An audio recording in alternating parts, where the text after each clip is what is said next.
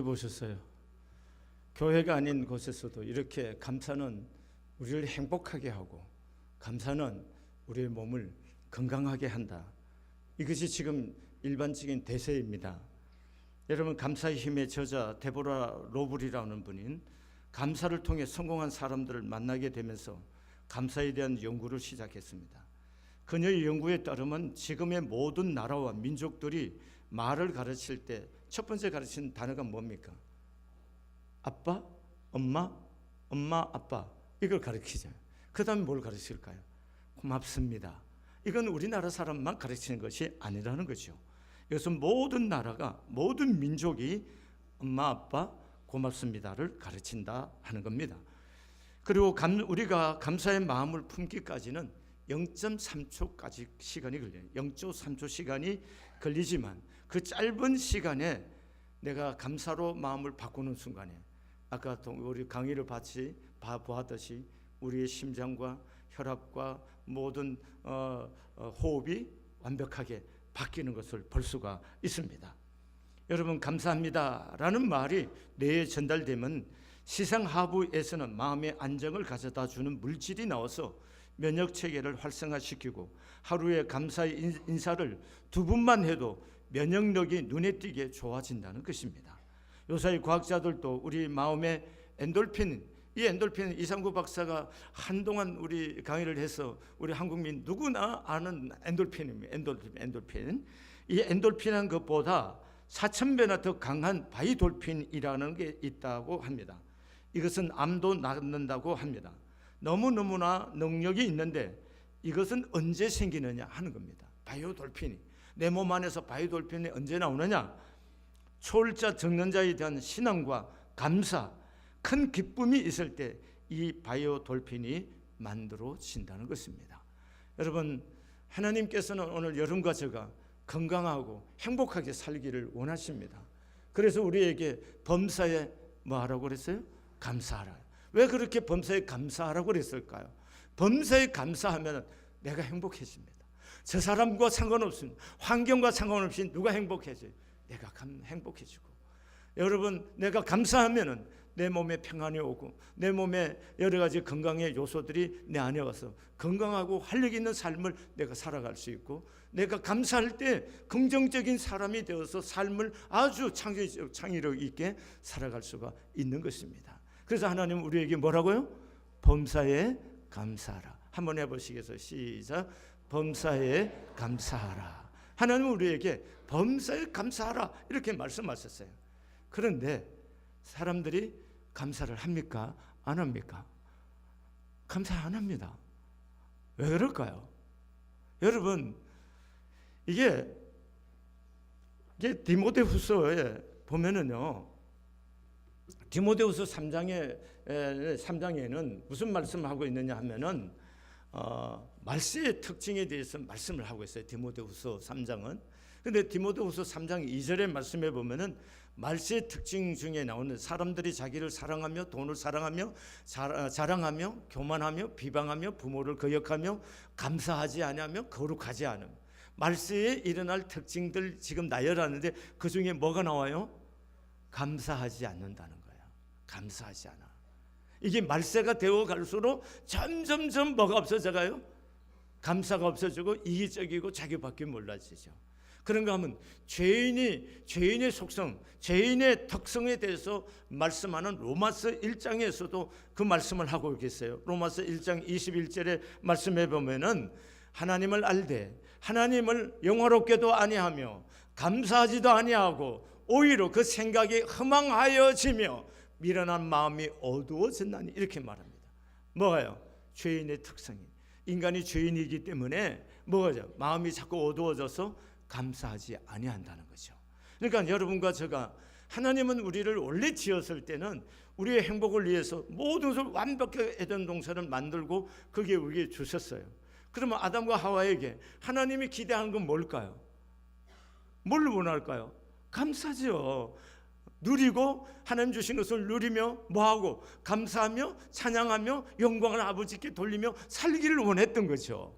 아멘이세요? 그럼 하나님의 원래 뜻은 여러분과 제가 행복하기를 원하고 건강하기를 원해요. 그러면서 뭐 하는 삶이 뭐 할 때 그런 것이 온다고요? 하나님 주신 것을 누리면서 감사할 때, 하나님께 영광을 올려드릴 때, 찬양할 때 그런 은혜가 우리 안에 임할 줄로 믿습니다. 그런데 인간이 죄를 짓고 점점 사악해지면서부터 내 안에 하나님 주신 행복의 근본 키와 같은 키워드인 감사가 빠지게 되고 계속해서 원망과 불평이 나오는 겁니다. 여러분, 그래서 인간은 하나님 앞에서 또 사람 앞에서나 감사보다는 원망하고 불평한 것이 아주 익숙한 거죠. 그럼 우리 한국 사회를 한번 잘 보십시오. 지금 한국 사회가 고맙고 감사하는 그런 훈훈한 사회가 아니고 어떻게 하든 핏대줄 세워갖고 원망하고 막 혈기를 내고 화남. 그래서 대한민국은 화의 공화국이라고 그러잖아요. 화로 가득 찬 나라죠. 이런 것이 우리 한국 땅에 가득하다. 그러면 오늘 여기 계신 여러분과 해야 할 일들이 뭘까요? 그리스도의 사랑을 함께 나눔으로 그 화가 다스려서 뭘로? 감사로 바뀌어지게 하는 거죠. 아멘이세요? 이게 중요한 겁니다. 그 다음에 감사하지 못한 또 다른 요인이 있는데 인간의 망각증이라는 겁니다. 우리가 받은 은혜에 대한 기억력이 너무나 짧습니다. 내가 베푼 것에 대해서는 길고도 질긴 기억력을 가지고 있는 반면에 내가 받은 은혜에 대한 기억력은 현저히 떨어집니다. 여러분과 제가 우리 기억 속에 가장 많이 떠오르는 것들이 떠오르는 것 중에 뭐가 있을까요? 내가 누구에게 주었던 거, 누구에게 베푼 거, 그거는 마음속에 떠나지 않는 거죠. 오랫동안 있는 거죠. 그런데 여기까지 오면서 우리가 주기만 했겠어요? 사실을 주는 건 이만큼밖에 안 줬고 받는 건 말로 다 할 수 없이 많은 거 받으며 살아왔어요. 아멘이세요? 그런데 받은 것은 다 기억지도 않고 잊어버리려고 했는 거예요. 받은 것, 이것이 인간이란 거죠. 이 건망증. 여러분, 그래서 심리학자 어빙하우스라는 분이 실험을 통하여서 우리 인간의 망각 과정을 설명해 주고 있어요. 이것이 심리학에서 유명한 어빙하우스 망각 곡선이라는 것입니다. 그 내용을 요약해 보면 이런 겁니다. 우리가 어떤 내용을 알고 나면은 20분 이내에 47%를 잊어버립니다. 그리고 2일이 지나면 66%를 잊어버리고 6일이 지나면 75%를 잊어버리고 20일이 지나면 80%를 잊어버리고 결국 한 달 정도 되면 아주 특별하게 우리 기억 속에 남아있는 것 빼고는 거의 대부분의 것들은 다 잊어버리게 된다는 것입니다. 이게 인간이에요. 그런데 그래서 하나님이 이스라엘 백성들에게 하나님의 백성들에게 한 작업이 있어요. 애굽 땅에서 하나님께서 이스라엘 백성들을 데리고 나왔어요. 데리고 나와서 출애굽기 20장에 보면 하나님께서 시내산에서 율법을 줘요. 율법을 주는데 율법의 서른 부분이 나와요. 그 서른 부분에 뭐냐? 너는 애굽 땅 종 되었던 것을 뭐요? 기억하라는 거죠.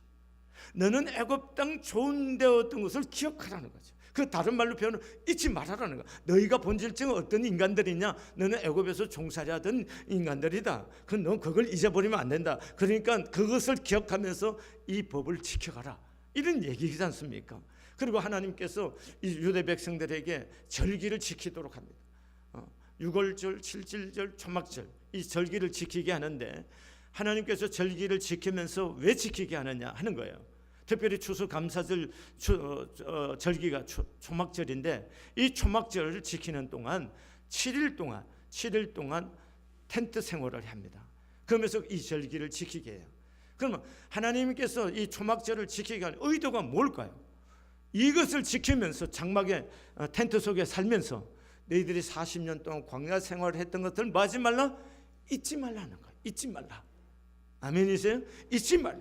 그리고 지금 누리는 것이 얼마나 큰 은혜인가를 감사하며 살라고 하나님께서 초막절을 통해서 그것을 이스라엘 백성들한테 매번 반복해서 교육을 하고 있는 거예요.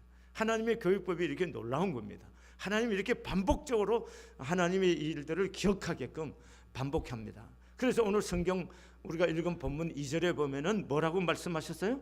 내 영혼아 여호와를 송축하며 그 모든 은택을 잊지 말아라, 잊지 말아라 하는 겁니다. 잊지 않은 데서부터 감사가 이루어질 줄로 믿습니다. 사랑하는 교회 여러분과 제가 이 땅을 살아가면서 하나님께서 내게 베푸신 그 사랑, 그리고 누군가가 나에게 베푼 은혜가 있지 않습니까? 여러분과 제가 여기까지 오면서 혼자 온 거 아니지 않습니까? 부모님들, 또 많은 선생님들, 많은 사람들의 도움으로 여기까지 왔는데 이 은혜를 우리가 잊지 말라는 겁니다. 잊지 않으면서부터 뭐가 시작된다? 감사가 시작이 된다는 것입니다. 두 번째는 우리가 어떻게 할 때 감사가 되느냐 하면은 깨달음이 있어야 되는 거예요. 은혜라는 게 뭡니까? 깨닫는 거지 않습니까? 여러분, 인생이란 것은 깨닫는 만큼 인생을 사는 거거든요. 아무리 사랑하고 아무리 베풀어도 그것이 사랑으로, 그것이 고마움으로 깨달아지지 않으면 감사로 표현되지 않는 거거든요. 우리가 여러분과 제가 삶에 있어서 이 깨달음이 중요한 것입니다. 그러므로 감사는 환경이나 태도, 삶의 환경이 아니고 삶의 태도라는 거예요. 그 삶의 태도는 어디서부터 와요? 깨달음에서부터 오는 거예요. 잘 깨닫는 데서부터. 그래서 성경 시편 49편 20절에 존귀하나 깨닫지 못하는 사람은 멸망하는 짐승과 같도다, 이렇게 말합니다. 깨닫지 못하면 짐승과 같다는 겁니다. 여러분과 제가 부모의 사랑을 못 깨달으면 그건 짐승과 같은 삶을 사는 거고. 아멘이세요? 그럼 우리가 언제 깨닫나요? 부모의 사랑을 언제 깨달아요? 언제? 지가 부모가 되보면 아는 거죠. 그렇죠? 지가 부모 되어봐야 부모 사랑, 부모의 은혜를 깨닫는 거죠. 아멘이세요? 그러니까 깨닫는 것이 은혜인데 그 깨달음이 인간에게 쉽게 안 오는 거예요. 그래서 지가 아기를 낳고 지가 고생해보고 그 아이를 정성을 쏟아서 해보면서부터 우리 아버지 엄마가 이렇게 나를 키웠겠구나 깨닫는 거예요. 그래서 고맙다 하는 겁니다. 우리 아들도 어느 날 문자가 왔어요. 아빠 참 고마워요. 내가 아들을 자기 아들 이름 대면서 키워보니까 아빠가 얼마나 나를 향한 사랑이 지극한지 알게 됐어요. 아빠 정말 고맙습니다 하고 왔어요. 여러분, 자기 아들을 키워보면서 아들을 키운 아버지의 마음을 이해하고 고맙다고 하는 거예요. 여기 아직도 아버지한테 고맙다 못한 말 있으면 오늘 가서 아버지한테 문자를 좀 드리세요. 젊은 세대들. 엄마 아빠한테 고맙다고. 그 말 한마디가 마음속에 있던 모든 무거웠던 짐들을 뭐예요? 내려놓게 하고 인생의 보람을 갖게 하고 행복감을 주는 거예요. 아멘이세요? 그러니까 오늘 나이 드신 어른이 계시던 부모님이 계신 분들한테는 고맙다고 좀 말을 좀 할 수 있기를 바랍니다. 제가 어저께 저희 자부들이 왔는데 근데 참 고마운 거, 오늘 하나님께 추수감사절 예배도 드리는데 이 아이들이 우리 가족이 되어준 것이 너무 고마워요. 그래서 제가 용돈을 조금씩 넣어서 너희가 우리 가족이 돼서 너무 고맙다 하고 줬어요. 별로인 것 같으네요. 행복이 어디 있어요? 이런 작은 것에 서로 뭐하고요? 감사하고 나눌 때 그게 행복한 거잖아요. 뭐 우리 자부랑 나랑 무슨 행복, 무슨 어디서 근거를 찾겠어요? 이런 사랑의 나눔을 통해서 고마워하고 감사함을 통해서 그 아이들도 행복하고 나도 주고 나도 주는 사람이 더 행복하죠. 사실은 받는 사람보다 뭐예요? 주는 사람이 더 행복한 거잖아요. 이러면서 우리가 가정에서도 행복하는 거예요. 제가 신방하면서 보니까 요즘 젊은 세대 사람들이 굉장히 어렵게 사는 사람들이 많아요. 왜 그럴까요? 이 젊은 부부들이 40대인데 벌써 각방을 썼어요. 각방을 쓰는 이유가 여러 가지겠지만 제가 볼 때는 뭐예요? 서로 불편해서 마음이 상해서 각방을 쓰시는 것 같아요. 여러분, 왜 이런 불행함이 계속해서 악순환이 될까? 지금 모든 문제가 저 사람 때문이라고 원망하고 있기 때문입니다. 내 삶이 계속 뭡니까? 저 사람 때문에 내가 이렇게 고통을 받고 내가 슬프고 내가 힘들고 내가 불행하다고 생각하고 있는 거예요. 그러나 여러분 생각해 보세요. 모든 부부에게 지난날 나쁜 기억들만 있겠습니까? 우리 모든 부부에게는 행복한 추억과 기억은 있습니다.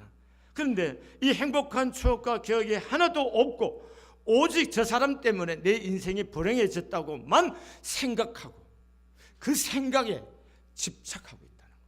무슨 말씀 이해되시죠? 현상보다도 이 현상에 대한 내 생각에 집착하고, 내가 저 인간 때문에 불행하다, 저 인간 때문에 내가 이렇게 고생한다, 그렇게 생각한 내 생각에 집착하고 있는 거예요. 그 생각의 틀을 딱 내려놓으면 그 다음부터 문제가 보이기 시작하는데, 생각에 집착해 있기 때문에 계속해서 뭐예요? 불행하다고 하는 이 고통이 떠나지 아니하고 있는 것을 볼 수가 있습니다. 사랑하는 교회 여러분, 행복이라는 것이 환경과 재산에만 있는 거 아니지 않습니까? 인간이 관계 속에 있는 거잖아요. 행복이라는 거. 그 관계가 어느 때 가장 행복할까요? 고마워하고 감사할 때라는 거죠. 여러분과 제가 삶의 태도를 좀 조금만 바꾸면 훨씬 지금보다 행복하고 지금보다 훨씬 하나님을 향한 마음이 새롭게 될 줄로 믿습니다. 그게 뭘까요? 그게 뭔가요? 감사하는 거예요. 감사는요, 이것도 습관이고 훈련이라고 생각됩니다. 감사도 계속 훈련해야 돼요. 그러니까 오늘 한번 해보도록 하겠어요. 감사하는 마음 여기에 가득한데요, 그럼 뭐 어쩌자는 거예요? 난 이제 상대가 행복하지 않는데. 그러니까 표현돼서 상대가 행복하도록 한번 해보겠어요. 자, 오늘 집에 가서도 해야 되고요. 지금 옆 사람하고 합니다. 부부가 있으면 제일 좋겠고, 아니면 옆 사람에서 하는 겁니다. 내 아내가 되어주고 내 남편이 되어줘서 너무 고맙고 감사하다고. 우리 같은 교회 교인인 것이 너무 고맙고 자랑스럽습니다. 옆 사람하고 인사 한번 해보세요.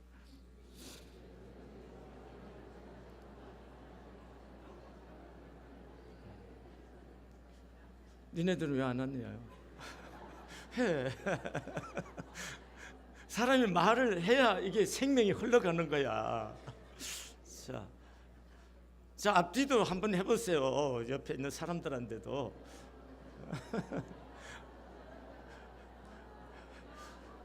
훨씬 마음이 부드러워지잖아요. 훨씬 마음이 부드러워지고 뭔가 마음이 다쳤던 마음이 흐름을 느끼잖아요. 자, 여러분 손 좀 펴세요. 저를 향해서 고백합니다. 목사님이 우리 성안교회 담임 목사님이신 것이 참 감사하고 행복합니다. 표현해보세요. 예, 감사합니다. 여러분이 성안교회 교우이시고 제가 여러분의 담임 목사인 것이 행운이고 감사함을 드립니다. 예, 제가 가끔 생각해봐요. 저 아닌 누군가 이 성안교회를 담임하면 더 잘할 수 있는 사람이 너무나 많은데 하나님께서 나 같은 사람을 성안교회 담임으로 세우시고 오늘 여기까지 인도해 주신, 너무 감사하는 거예요. 그래서 나 아니면 더 잘해서 교우들을 더 신나게, 더 행복하게, 더 주를 사랑하게 만들 수 있는 사람들이 많음에도 불구하고 하나님 나 써주심이 너무 고맙고, 이건 진심이에요. 너무 고마운 거예요.